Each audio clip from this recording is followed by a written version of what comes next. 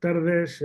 Como continuación, de manera previa a la segunda convención profesional que llevaremos a cabo el día 10 de abril en la finca Mudapelo, sobre fondos de inversión, family office y grandes agricultores, tenemos este preámbulo que le hemos denominado de sol a sol, donde a personas que van a participar de manera activa, tanto en las mesas como ponentes, como moderadores de mesa, interlocutores en algunos de los ámbitos que estamos abordando y tratando. En este caso, tenemos la suerte de contar con una de las personas más experimentadas en materia agrícola y sobre todo en ámbito de innovación. Está con nosotros Ignacio Iglesias, que es el director de desarrollo y de investigación, el director técnico también de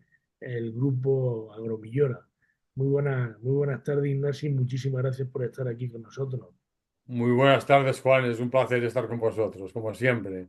Muchas gracias, hombre, muchísimas gracias. Eh, ya, la verdad es que nos has contado bastantes cosas de manera previa mientras estábamos comentando, pero cómo ves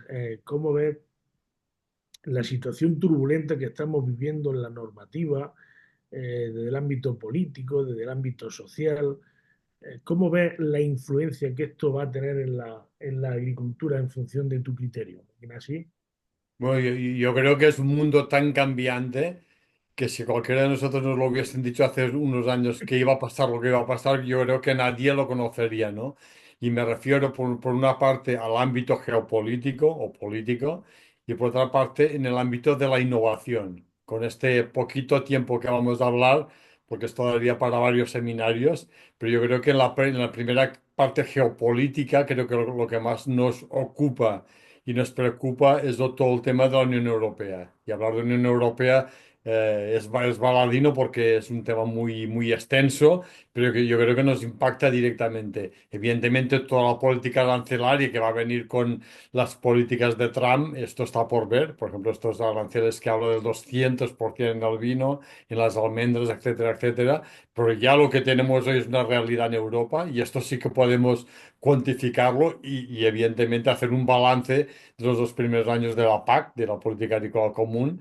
Y yo creo que todos estaremos de acuerdo en Europa que si hay dos palabras que definen estos últimos años, desde la aprobación de la Agenda 2030, es esta deriva ambientalista de una Europa verde. Y esto evidentemente para el ciudadano es un anhelo, porque a mí como urbanita, si me preguntan en Bruselas qué quiero, yo voy a decir que quiero una Europa verde, pero yo creo que el gran problema que tenemos en Europa es que los que legislan, tanto la Comisión como el Parlamento, están muy lejos del sector. Y esto es un gran problema, porque ellos no conocen la realidad. Entonces se legisla para estos lobbies ambientalistas, que evidentemente su hoja de ruta está muy clara, que es lógico que sea así también, pero creo que para los productores esto supone un hándicap importante.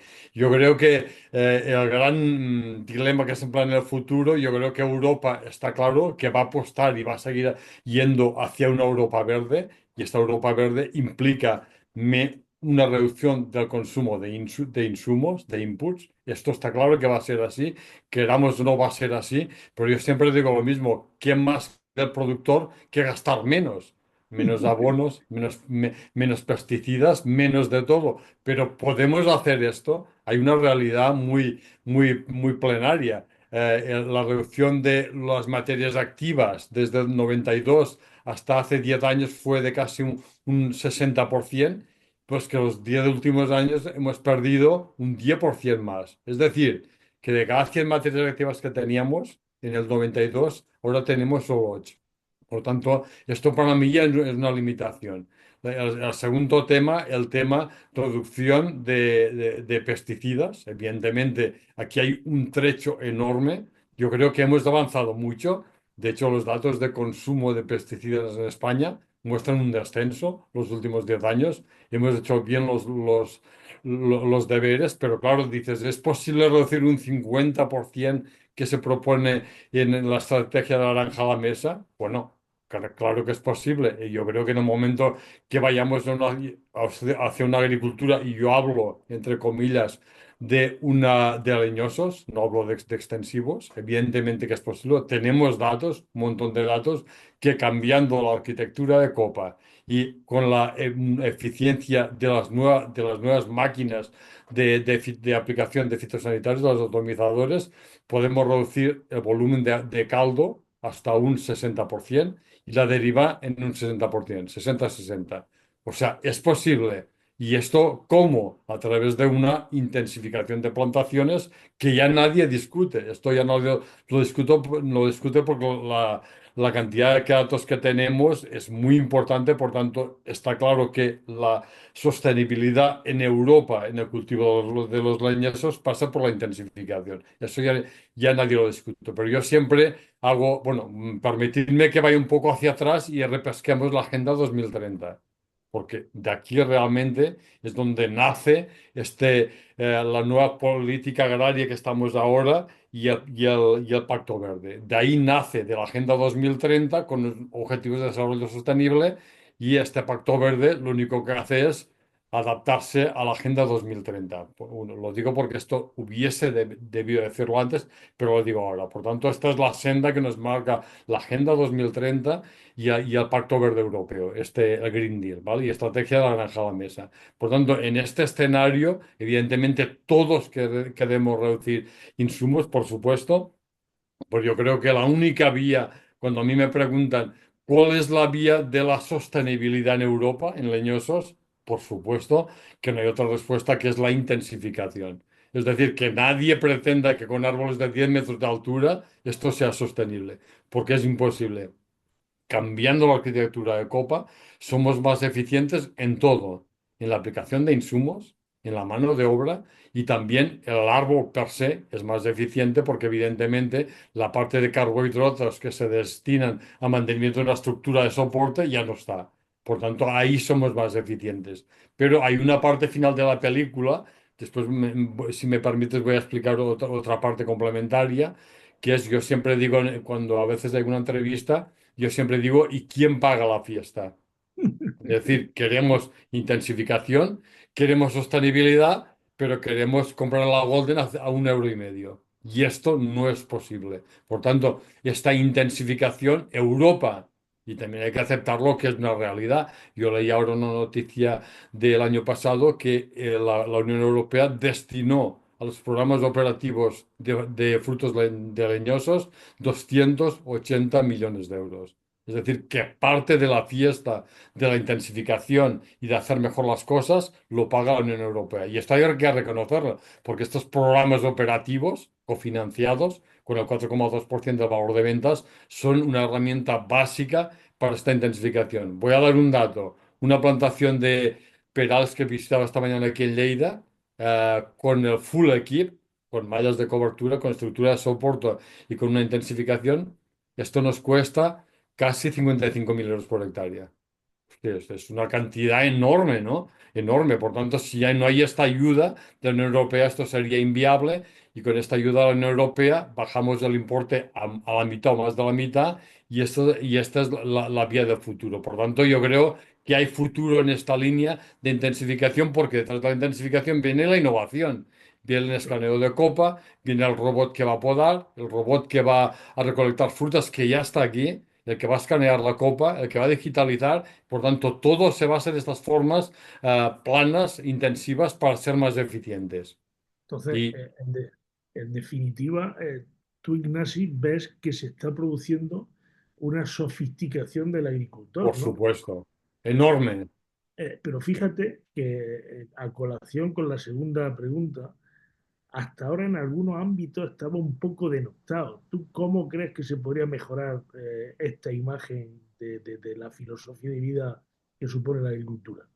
Esta es una pregunta fantástica y que me encanta que la hagas, porque esta es para debatir un rato. Fíjate, yo siempre hablo de efectos colaterales de la producción en mi caso de leñosos. Y hice un pequeño cálculo el otro día que es espectacular y que no sabemos comunicar, porque yo creo que en la urbe se nos considera como el país con la boina y la azada, que aún está así, jamás. Si esto ya ha cambiado la historia. Hoy en día nuestros productores, nuestros jóvenes del sector agro y leñosos, por ejemplo, van con su app, con su tablet y son la gente que les encanta esta tecnología y que la están aplicando en todo, en el riego, en las plagas, en el monitoreo, la están aplicando. Por lo tanto, yo creo que tenemos que explicar que la gente, los agricultores del campo lo están haciendo cada vez mejor, están innovando, pero que es un sector que no solo produce alimentos. Yo hacía este cálculo que te decía antes, calculé el otro día las 180.000 hectáreas de leñosos de España de fruta dulce, no de leñosos, disculpad, de fruta dulce. Cuando decimos qué misión hace la agricultura, porque claro, aquí estamos siempre en el precio justo, que si estamos en los costes, por encima, por debajo, siempre pensando en este umbral de rentabilidad. El tema costes, yo creo que es más que eso. Es decir, al agricultor no solo debemos retribuirle por su precio ajuste, que por supuesto tiene que ser mayor los costes, por su labor ambiental. Primero, nos cuida el territorio y la agricultura captura gases de efecto invernadero, carbono. Cuánto carbono captura? El otro día hice un cálculo, porque está ya muy trillado en otras especies, y como os decía, las 180.000 hectáreas de leñosos, de frutales leñosos en España, capturan el equivalente a las emisiones de una ciudad como Barcelona, con 4 millones de habitantes, el área metropolitana, a lo largo de un año.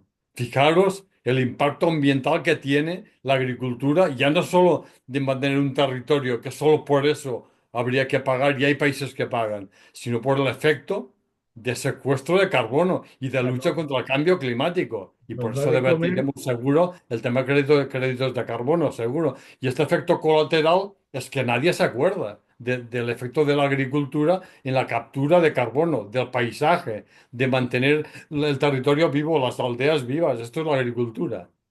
sí, la verdad es que nos da de comer y nos hace vivir mejor, en definitiva.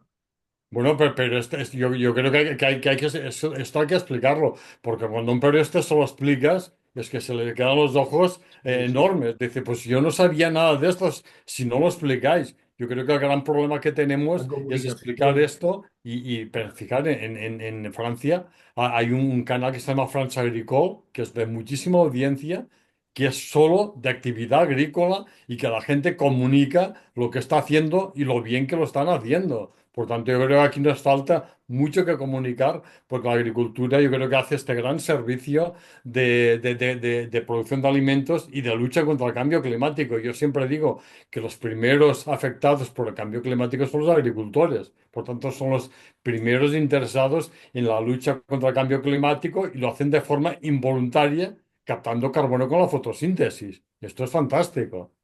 totalmente, Ignacio.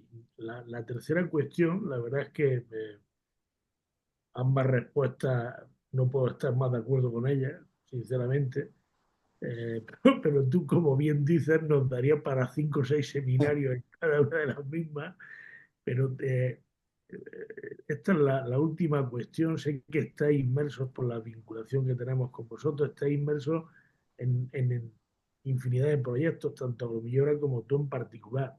¿Alguno que se pueda contar o alguno que tú creas que son matizables y que tengan o que vengan a colación con esta circunstancias que estamos comentando? Bueno, hay muchísimos, yo solo os voy a contar uno que es muy novedoso, pero ya sabes que, y esto valga de preliminar al otro, es que Agromillora desde hace 30 años ya pensó, porque los que fundaron la empresa pensaban en que la agricultura iba a ser de formas sencillas, de arquitecturas planas y de paredes para el futuro. Ya se vio hace 30 años cuando una cabalgante pasó por encima de un olivo, que eso fue una disrupción, difícilmente creíble, ¿no? Un Y hito nosotros histórico, estamos, completamente. Un hito bueno, claro, histórico. imaginaros un árbol milenario que le pasó una cabalgante por encima porque Carlos Marroca, que había comprado su cabalgante y era muy cara, hostia, fíjate, esto cambió la historia, ¿no? Y nosotros lo que hemos seguido aplicando este concepto, dices, ¿dónde lo aplicáis? En todo. en manzana, en pera, en melocotón, en almendro, en todo lo aplicamos porque entendemos que el futuro pasa por ahí o no será futuro por la digitalización, monitorización, escaneo de copas, innovación que pasa siempre persistentemente por ahí, por ejemplo, con la robótica. Nosotros estamos con Abundant Robotics colaborando. Y de hecho, ya hemos pruebas en Washington y aquí en Europa con Tebel para la recolección robotizada. Porque tú me preguntas, ¿esto es así? Esto ya es una realidad. Esto ya no es para aquí 10 años, esto es para el año que viene, porque ha hecho la recolección robotizada y ha trabajado en fincas de nuestros clientes en Chile, en Argentina y en Washington. Este es un tema, pero evidentemente, una empresa viverística.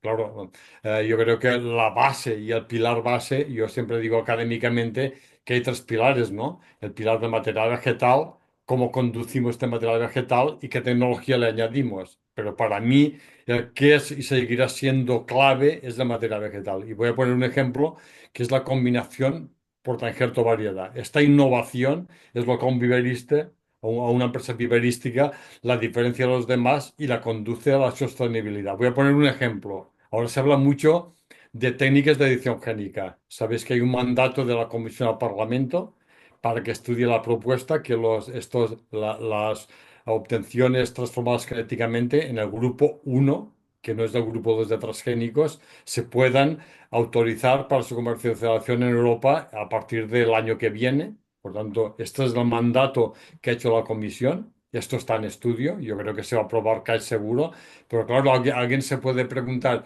bueno, ¿y estas técnicas de edición genética qué nos van a aportar? Yo creo que el futuro del material vegetal pasa por incorporar tolerancias o resistencias a plagas y enfermedades, porque recordar, casi el 30% del coste de una plantación son protección del cultivo. Y os voy a poner un ejemplo, y con esto es el ejemplo que os quería poner. Hay una plaga que yo creo que se podría calificar de apocalíptica. Yo creo que es más que apocalíptica, porque yo no recuerdo ninguna enfermedad en la historia de un cultivo leñoso que haya sido tan destructiva. Y es el greening, el HLB de los cítricos. Esta enfermedad, que es una bacteria que se transmite por un vector, por un sílido, se ha cargado la mitad de la citricultura de Florida y en 5 años no va a quedar cítricos en Florida cuando recordemos, hace 30 años, 25 era la primera potencia mundial. Se ha cargado la citricultura. En Brasil están con una acción súper, súper drástica de control y de erradicación. Si no, se va a cargar la fruticultura brasilera. Fijaros, el precio del zumo se ha multiplicado por 4 en 2 años. O sea, hay un temor a que esto pase. ¿Y qué ha hecho la genética? Es una historia fascinante. Hay una spin-off de la Universidad de Florida que se llama Solicea, que nosotros colaboramos en este proyecto en la parte de multiplicación de los individuos como viveristas, y lo que ha hecho es transformar genéticamente un carrizo con Agrobacterium para introducir la resistencia al greening, al HLB, y lo que hemos hecho hace 2 años, lo que han hecho, hace transformar por edición génica la variedad Valencia Late, Valencia Late, que es la que va arriba, y se ha editado genéticamente y se ha introducido el gen de resistencia al HLB en la parte de la variedad por edición génica y en la parte del patrón por transformación génica con Agrobacterium. Ya tenemos los individuos de 2 años en campo en la Universidad de Florida, que los visitamos hace poco, y se puede ver el testigo transformado está perfecto y a su lado el que no es transformado patrón y variedad, que es como un bonsai, que tiene un palmo y está todo necrosado. Fijaros esto, y bueno, y si todo va bien, en 2026 tendremos ya individuos para entrar en el mercado con esta combinación. Este es un hito sin precedentes en cultivos leñosos que una empresa ha hecho este paso de gigante y que veremos, hay que evidentemente vamos a observar la producción, la calidad del cítrico, que no haya afectado a ningún gen de productividad, y por eso son estos ensayos tan rigurosos, ¿no? Pues fijaros qué ejemplo de innovación para cambiar la historia de la citricultura. Porque es que por la vía clásica, con el ancestro del cítrico, yendo rápido con marcadores moleculares, hubiésemos estado mínimo 8 años. Con esto estaremos 3 años.